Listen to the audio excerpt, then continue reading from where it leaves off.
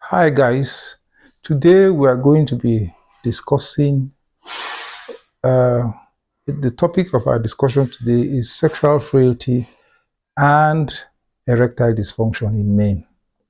Now, the peak of sexual drive in men starts at about the age of 18 and is maintained fairly constantly till about the age of 40 when things begin to go south. Now, the main reason for this is traceable to the fact that endogenous nitric oxide synthesis, which is responsible for erections in men, begins to drop from that age. And so, men find it difficult to either initiate, sustain, or maintain erections for an appreciable period. And that is the definition of erectile dysfunction. Now, just as we said, nitric oxide levels, which are supposed to dilate the penile blood vessels to make them turgid, begins to diminish at that age of 40. Also, testosterone begins to diminish at the rate of 1% per annum from that age of 40. This is not surprising because it is nitric oxide that stimulates the hypothalamus to tell the testes to produce more testosterone. And so as nitric oxide levels drop, the level of testosterone synthesis also drops. Furthermore, when testosterone is synthesized, it is the one that increases the sensitivity of blood vessels in the penis to nitric oxide.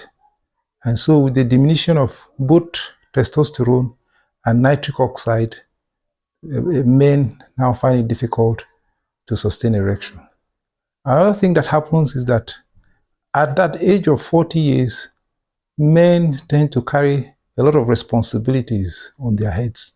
Children have to go to school fees has to be paid, rent, bills here and there.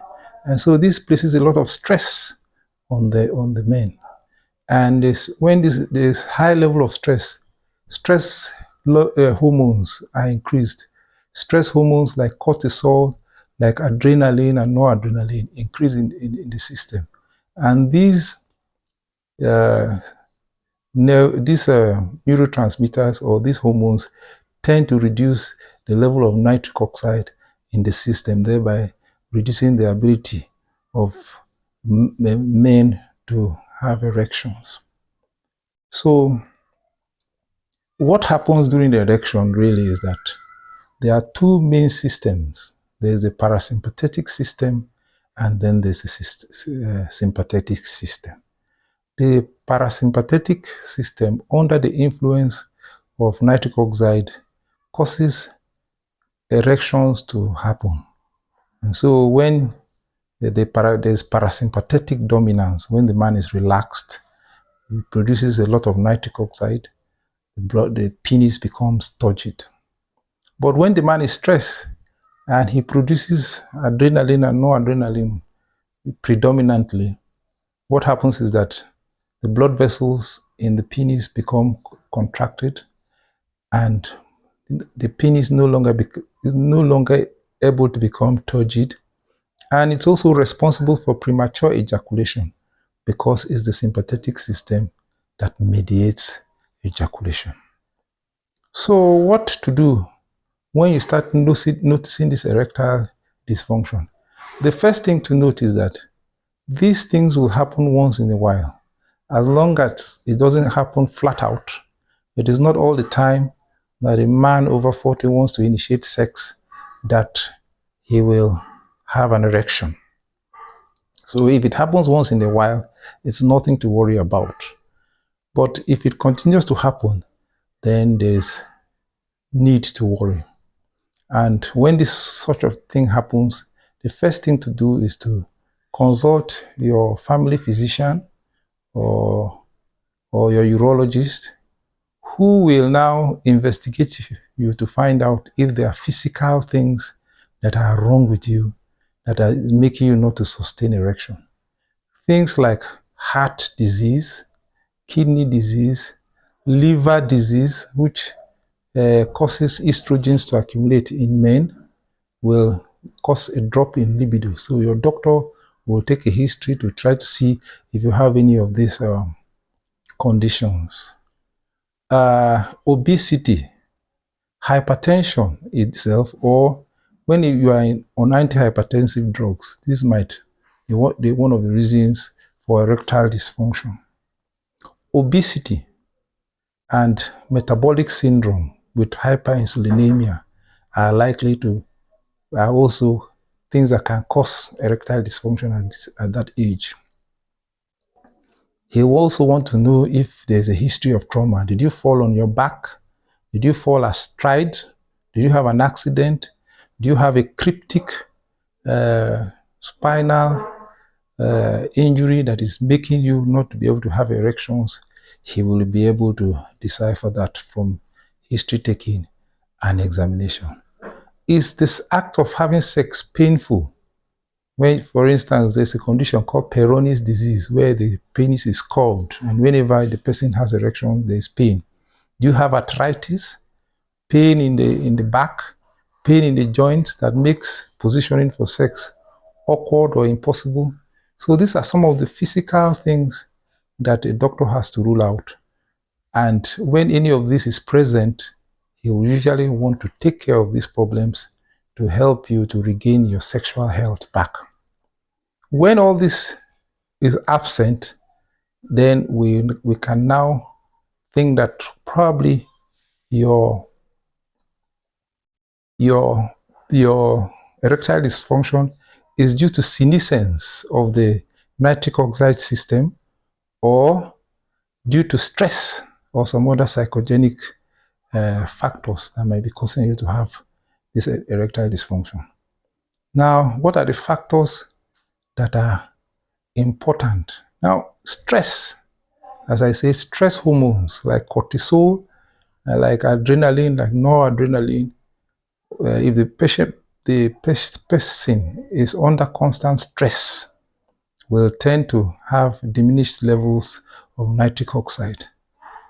However, happiness, a woman who makes the husband happy, the husband will produce a lot of dopamine, which will stimulate the release of nitric oxides from the brain, and then you will have good erections. But when you stress your husband or your partner and nag him and all that and blame him for non-performance, it may actually worsen his condition.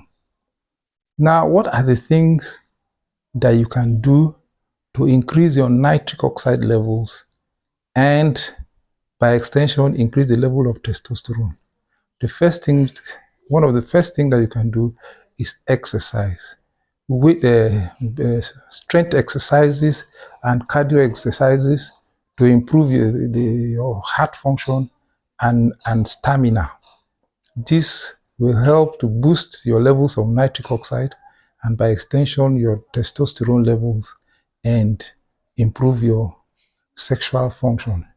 Another thing that is necessary is sleep. When you sleep very well, because testosterone is usually released in the night during REM sleep, rapid eye movement sleep, and testosterone levels will tend to peak between 7 a.m. and 10 a.m. This is the time that people tend to have early morning erections. So if you are having problems with erection, you can synchronize the act to happen in that period where your testosterone levels are the highest. Another thing you can do to increase your testosterone levels is diet, a balanced diet, a diet rich in vegetables, onions, dark green leafy vegetable, onion, beetroot, and other things that provide an external source of nitrate for the synthesis of nitric oxide, will also help you to maintain a good erection. And as I said, a good stress-free life also will help you. One other thing that is important is breathing exercises and nasal breathing. People who breathe through the mouth, this puts strain on the body because oxygen exchange is poor and there is no production of nitric oxide through the alternate pathway in the nose. When you breathe through the nose, nasal breathing, a lot of nitric oxide is produced within your nares and your paranasal sinuses, and that will help to boost your levels of nitric oxide. Another thing that happens during sleep is people who snore are likely to have what is called sleep apnea. Now, sleep apnea means that they go through short periods where they are not able to breathe. So they go through short periods of when they are not able to breathe, they stop breathing. So if you see somebody that is snoring and suddenly stops snoring, what may actually have happened is that for that period that he is not snoring, he may have stopped breathing.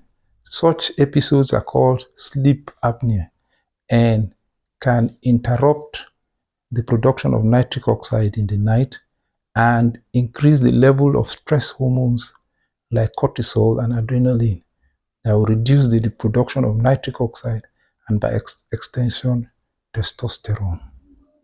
So when you have done all this, remember when you have done all this and your doctor has ruled out all physical causes. If there are physical causes, he will tell you what to do. If you are obese, he will tell you how to reduce your weight. If you are insulin insensitive, he will teach you what to do. If you have deformities of the penis, he will correct them. If you have joint pain and other things that makes sex painful and awkward, he will try to correct them.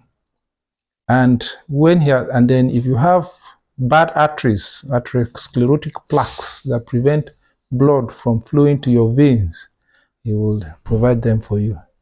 Then, if all this fails, he might begin to want to add some supplements to you, things like vitamin E and vitamin K2 can be given, and zinc. These three substances can be given. These are harmless.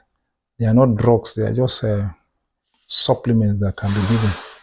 When all this fails and psychotherapy fails, then the urologist may be forced to give you drugs, certain drugs that you can use, things like sildenafil, things like tadalafil, and the rest can be given to help you to sustain erection. But this should not be used with levity and should only be used after prescription by a doctor who must have certified you fit to take and tolerate these drugs.